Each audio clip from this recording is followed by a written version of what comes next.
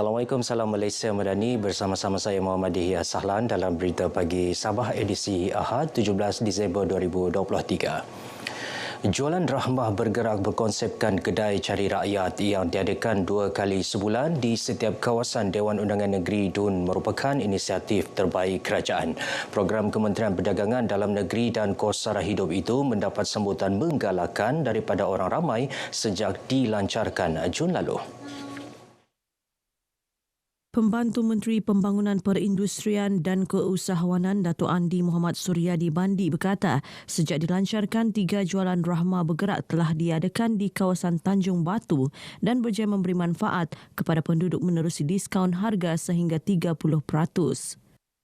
Saya melihat usaha ini sememangnya baik kerana cabaran yang sekarang yang sangat berada dalam keadaan yang mencabarlah keadaan sekarang, dan kita harapkan lagi banyak lagi inisiatif-inisiatif daripada kementerian lain untuk membantu golongan B40 terutamanya menghadapi hari-hari yang akan mendatang.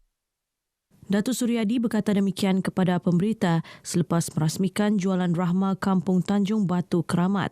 Dalam pada itu, beliau meminta penduduk di Pantai Timur agar bersabar dan tidak bimbang dengan bekalan gula subsidi yang berkurangan di pasaran ketika ini. Jelasnya punca bekalan gula subsidi berkurangan adalah daripada kelewatan pembekal yang menghantar bekalan gula ke Pelabuhan Tawau dan Sandakan.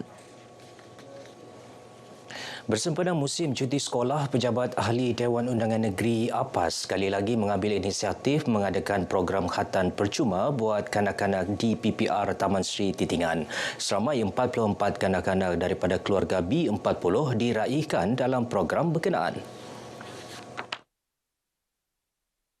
Adun APAS Datuk Nizam Abu Bakar Titingan berkata program diadakan bagi mengurangkan beban kewangan keluarga yang kurang berkemampuan. Menurutnya, pelaksanaan program tersebut akan diteruskan pada setiap tahun. Mudah-mudahan dengan sumbangan ini akan dapat meringankan bebanan keluarga-keluarga yang kurang kemampuan dan mengambil kesempatan semasa cuti sekolah ini untuk menghatankan anak mereka.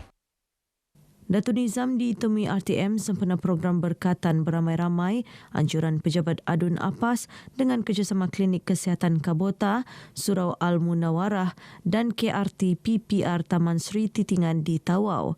Turut diadakan pemeriksaan kesihatan dan pemeriksaan gigi secara percuma oleh Klinik Kesihatan Kabota. Polis Diraja Malaysia PDRM terus memperkasa usaha membendung peningkatan jenayah dalam talian yang semakin membimbangkan ketika ini. Ke arah itu, Ibu Pejabat Polis Daerah IPD Sandakan mengadakan town hall discussion Ketua Polis Daerah untuk memberi informasi terkini berkaitan jenayah itu sekaligus memaksimalkan penglibatan masyarakat untuk bersama-sama membenteras jenayah dalam talian. Dalam program ini turut diadakan forum jenayah dalam talian yang menampilkan panel Ketua Polis Daerah Sandakan SCP Abdul Fuad Abdul Malik, Ketua Cawangan Sandakan Suruhanjaya Komunikasi dan Multimedia Malaysia MCMC Zaki Musadat Suyitno, Pemangku Ketua Jabatan Siasatan Jenayah Komersial Ibu Pejabat Polis Kontingen Sabah DSP Aida Ismail serta Rosdi Muhammad Yusof selaku moderator. Menerusi forum ini, masyarakat disaran untuk membuat turun aplikasi WhoScall, satu-satunya aplikasi yang mampu mengenal pasti panggilan telefon yang dibuat oleh skamer menggunakan sistem semak miul CCID PDRM. Pusat Latihan Dakwah Al-Bukhari Kendalian Pertubuhan Islam Seluruh Sabah Usia yang dibina di Kampung Marasin Sim, Kota Marudu kini 90% siap. Projek melibatkan kos pembinaan RM5 juta yang terbengkalai sejak 5 tahun lalu itu dijangka siap dalam tempoh terdekat ini. Yang di-Pertua Usia, Datuk Sabawi Ahmad berkata, apabila beroperasi kelak, ia akan dimanfaatkan untuk memperkasa pelajar lepasan Mahat Tahfiz Al-Quran dan sekolah pondok seluruh negara dalam program latihan teknikal dan vokasional TVET di peringkat diploma. Program tersebut yang turut mendapat sokongan Kementerian Sumber Manusia menyasarkan pengambilan pelajar seramai 100 orang bagi peringkat permulaan. Sesi pengajaran dan pembelajaran akan dikendalikan sepenuhnya tenaga pengajar dari Institut Kemahiran Islam Darul Redzwan, IKDAR. Kita memberikan ruang pelajar tahfiz ni dalam bidang kemahiran dan ini selari dengan dasar kerajaan itu Sabah Maju Jaya, membangunkan sumber manusia dan menghasilkan pelatih yang akan mengisi kekosongan jawatan-jawatan yang berkaitan dengan skill.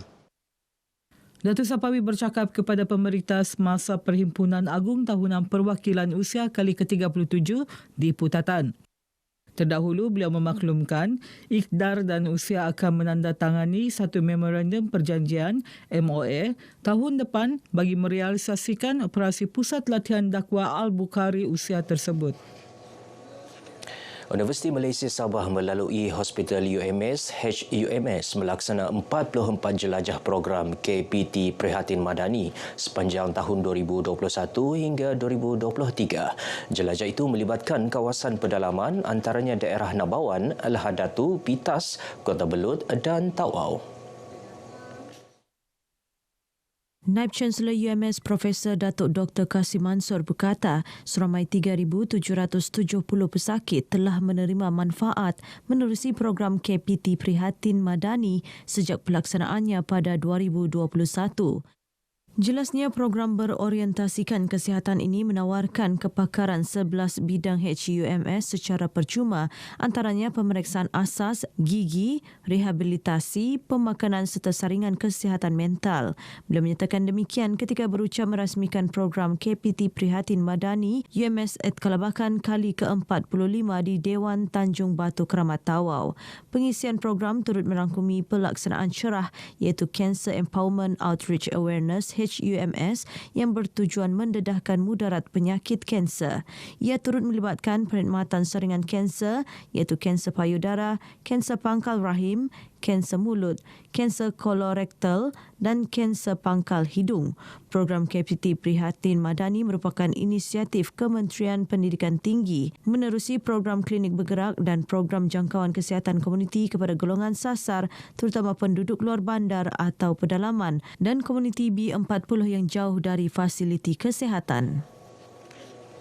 Danielo Elvero Adrian berumur 6 tahun mewakili kontijen penampang merupakan atlet termuda dalam acara bowling padang Sukan Sabah 2023 Sagah yang berlangsung di Kompleks Sukan Keningau.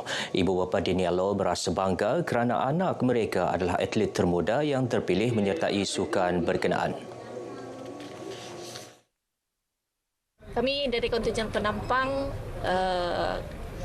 bangga jugalah sebab ini anak saya paling kecil, dia dapat ikut. Saya harap ada anak-anak yang lain dapat ikut. Dia bermula daripada keluarga. Itu dia punya asas.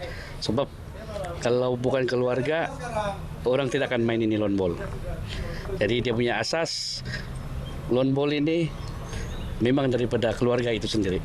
Sokongan keluarga dan termasuklah dengan saudara-saudara yang lain lah. Sementara itu, Adun Bingkor Datuk Robert Tauik ketika menyambut ketibaan atlet dan pegawai acara bowling padang berharap kesemua atlet dapat bersaing secara sihat dan menunjukkan semangat kesukanan tinggi. Harapan saya kepada semua peserta di seluruh daerah yang telah menyertai pertandingan ini, iaitu saya difahamkan sebanyak 10 pasukan di seluruh Sabah, dan harapan saya supaya semua pemain-pemain dapat mengambil perhatian dan menunjukkan satu komitmen yang tinggi untuk pertandingan bowling padang ini.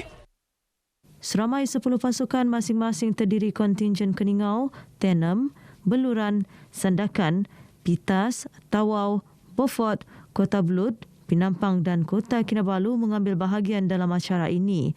Kejohanan bowling padang ini akan berakhir pada 21 Disember ini.